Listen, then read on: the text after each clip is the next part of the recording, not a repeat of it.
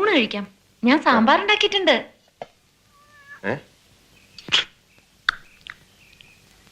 അയ്യേ, ഇതാണോ സാമ്പാർ? നന്നായിട്ടുണ്ടല്ലോ. ചേട്ടത്തെ എങ്ങനല്ലേ പറയൂ. പ്രധാനമായി ഇതിൽ പരിപ്പ് വന്നിട്ടില്ല. നോക്ക് സുലു, സാമ്പാർ ഉണ്ടാക്കുമ്പോ കുറച്ച് ഉലുവ അല്ലേ, കുറച്ച് ജീരകം, രണ്ടും ഒരു പ്രത്യേക പരുവത്തിൽ എണ്ണയും മൂപ്പിച്ച് ഇതിൽ പൊടിച്ച് ചേർക്കണം. എന്റെ പൊന്നിയിടത്തി, ഇവളെ കൊണ്ട് ഇതൊന്നും ഉണ്ടാക്കിക്കല്ലേ, നമ്മൾ ജീവിതം മറുത്തു. ഞാൻ കൈ കഴുകിയിട്ട് വരാം. ഊണ് കഴിക്കാൻ സാമ്പാറില്ല.